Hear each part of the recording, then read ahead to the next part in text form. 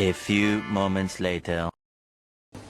Assalamualaikum warahmatullahi wabarakatuh. Halo teman-teman, perkenalkan nama saya Ardiani Dahlan dari kelas A kelompok 1 Pengauditan Manajemen. Nah, kira-kira kelompok 1 ini akan membahas apa sih? Jadi kelompok 1 ini akan membahas mengenai standar auditor internal dan kerangka pengendalian internalnya. Nah, pasti teman-teman semua pada berpikir, kenapa sih auditor internal itu membutuhkan yang namanya sebuah standar? Analoginya sederhana, seperti teman-teman, seperti resep makanan tanpa standar itu setiap koki masing-masing itu akan membuat makanannya sendiri ataupun sesuai kepercayaannya masing-masing, sehingga hasilnya tidak akan menjamin kualitas kedepannya bagaimana dan konsistensi kedepannya bagaimana. Nah, SPI ini atau Standar Profesional Auditor Internalnya ini digunakan guna untuk menjamin bahwa resep standar itu sangat dibutuhkan oleh seluruh auditor internal untuk menjamin adanya kredibilitas, adanya konsistensi, adanya kualitas gitu. Jadi untuk SPI itu sendiri secara global ya teman-teman, itu diterbitkan oleh The Institute of International Auditors atau IIA. Dalam artiannya itu adalah sebuah asosiasi profesi audit internal internasional.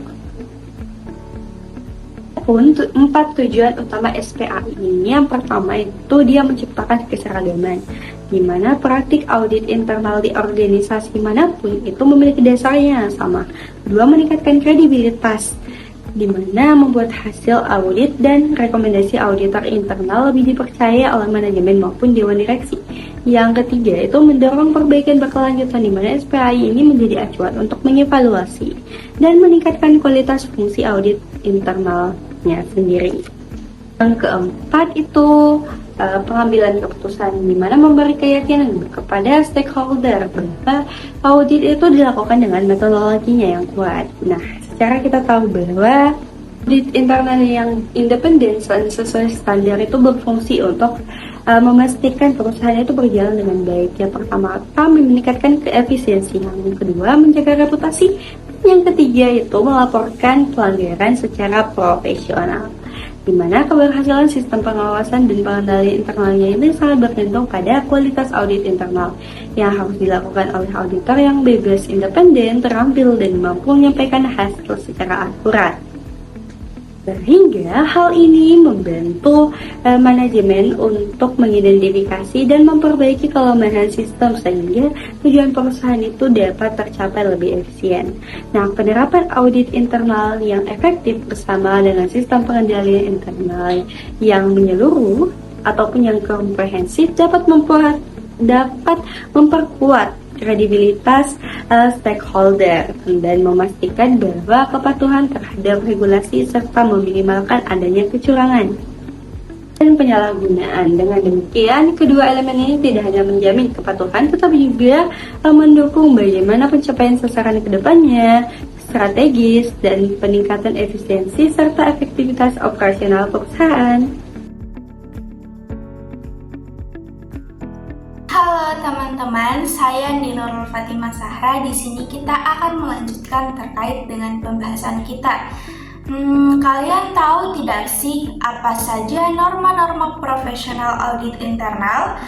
Nah, di sini kita akan membahasnya. Yang pertama itu adalah kemandirian dan ketidakberpihakan. Nah, teman-teman, itu perlu kita garis bawahi bahwa seorang auditor itu harus bisa terhindar dari yang namanya pengaruh yang dapat mengganggu penilaian mereka terhadap profesionalnya. Nah, yang kedua adalah keahlian dan profesional. Nah, auditor itu teman-teman perlu kita ketahui bahwa memang harus memiliki keahliannya tersendiri, mulai dari pengetahuan mereka, keterampilan, serta pengalaman yang relevan dengan terkait pelaksanaan audit. Nah, yang ketiga itu apa? Adalah perencanaan dan pencatatan audit. Nah, audit itu perlu direncanakan dengan baik dan semua bukti audit itu harus dicatat dengan jelas. Nah, yang keempat atau poin yang terakhir itu adalah pelaporan dan tindak lanjut. Nah, di mana temuan audit itu teman-teman disampaikan kepada manajemen, tidak hanya sekedar disampaikan saja, tetapi juga harus ada cara untuk menindaklanjuti terkait dengan rekomendasi yang telah diajukan sebelumnya. Nah, apa sih tujuan dari penerapan standar ini? Apakah sebegitu penting atau tidak penting? Nah, teman-teman, untuk penerapan standar ini itu tujuannya sangat penting karena di mana itu agar audit internal itu dapat memberikan nilai tambah melalui penilaian yang telah mereka lakukan secara netral mengenai efektivitas pengendalian internal serta manajemen risiko dalam organisasi. Nah, apa yang akan terjadi jika standar ini tidak diterapkan? Nah, perlu kita ketahui juga bahwa standar ini berfungsi sebagai dasar yang menjamin bahwa fungsi audit internal itu dapat memberikan kepastian atau assurance dan saran kepada manajemen. Nah, teman-teman, tanpa adanya dasar atau standar yang jelas ini atau yang tegas, maka audit internal itu bisa kehilangan kredibilitasnya mereka. Orang-orang itu akan meragukan tingkat profesionalnya, keahlian, dan lain sebagainya. Dan di sini itu mereka tidak akan konsisten dalam menilai pengendalian internalnya jika tidak ada dasar ini yang mengikat. Dan yang pada gilirannya itu adalah bisa mengurangi perannya dalam tata kelola yang baik. Perkenalkan, saya Nita Anugrah Ramadan, yang dimana pada kesempatan kali ini saya akan menjelaskan mengenai pengendalian internal yang efektif berdasarkan kerangka COSO. Nah, yang dimana pengertian pengendalian internal ini adalah proses yang dirancang dan dijalankan oleh manajemen serta seluruh anggota yang ada di dalam organisasi ini. Nah, tujuannya itu untuk memastikan bahwa tujuan organisasi ini tercapai. Adapun tujuan pengendalian internal itu, yang pertama, efektivitas dan efisiensi kegiatan operasional, yang kedua ada keandalan laporan keuangan, dan yang ketiga ada kepatuhan terhadap peraturan. Nah, pengendalian internal yang baik itu, organisasi dapat mencegah kesalahan, penyimpangan, dan kecurangan. Yang pertama ada kerangka COSO, yang dimana kerangka COSO inilah yang merupakan pedoman yang paling banyak digunakan dalam pengendalian internal. COSO inilah yang menyatakan bahwa pengendalian internal ini terdiri dari 5 komponen. Yang pertama, ada lingkungan pengendalian, yang kedua ada penilaian risiko, yang ketiga ada aktivitas pengendalian, yang keempat ada informasi dan komunikasi, dan yang kelima ada pemantauan.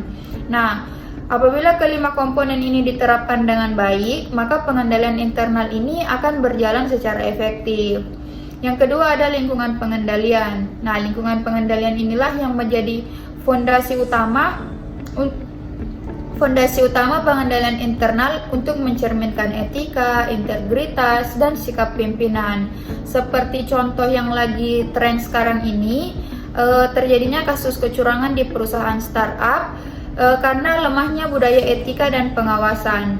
Nah, seperti contoh inilah yang menunjukkan bahwa lingkungan pengendalian yang lemah itu sangat menentukan kuat atau lemahnya pengendalian internal.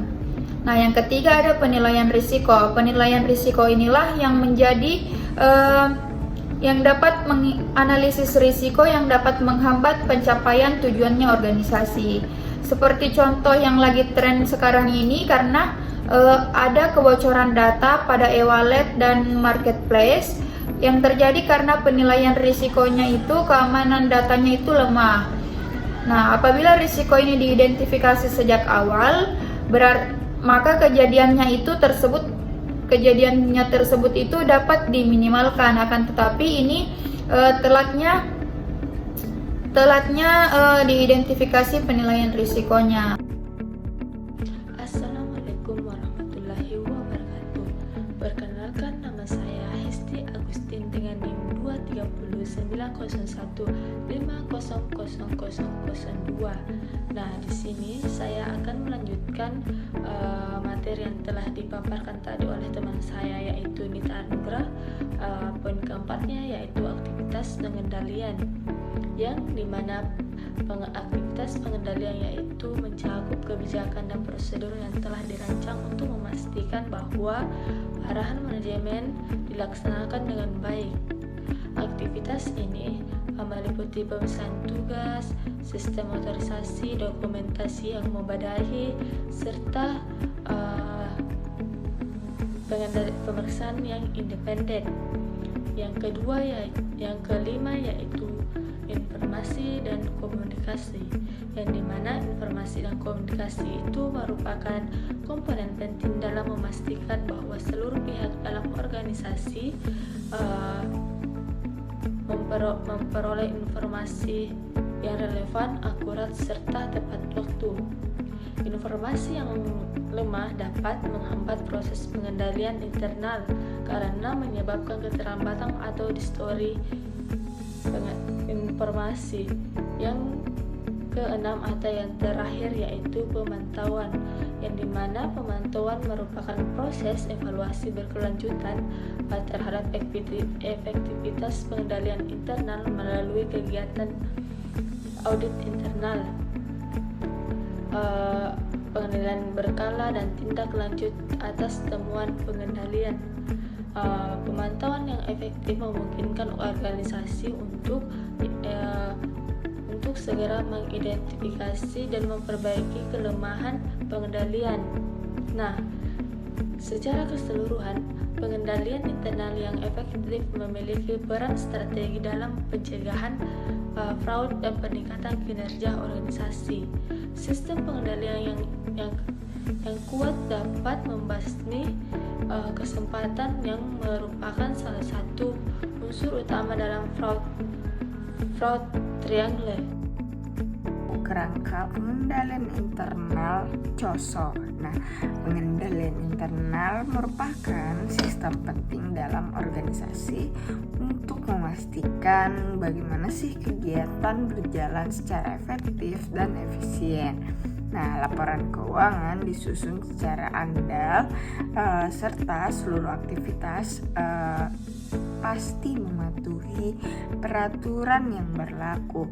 Nah, pengendalian internal ini juga berfungsi untuk melindungi aset dan meminimalkan risiko kesalahan maupun kecurangan. Nah, salah satu kerangka pengendalian internal yakni paling banyak digunakan adalah COSO atau Internal Control Integrate Framework. COSO juga dapat kita definisikan bahwa pengendalian internal sebagai proses yang melibatkan pimpinan, manajemen, dan seluruh karyawan untuk memberikan keyakinan bahwa tujuan organisasi dapat kami capai gitu. Baik dari sisi operasional, pelaporan keuangan, hingga kepatuhan hukum. Kerangka COSO terdiri dari 5 komponen utama.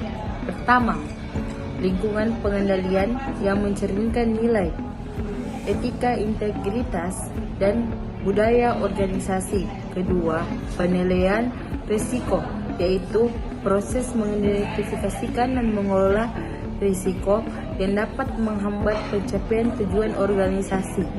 Ketiga, aktivitas pengendalian berupa kebijakan dan prosedur seperti pemisahan tugas dan otoritas. Keempat, informasi dan komunikasi yang memastikan informasi disampaikan secara akurat dan tepat waktu. Dan kelima, pemantauan, yaitu evaluasi berkelanjutan untuk memastikan pengendalian internal berjalan efektif. Penerapan COSO terbukti mampu meningkatkan transparansi, akuntabilitas, dan kinerja organisasi.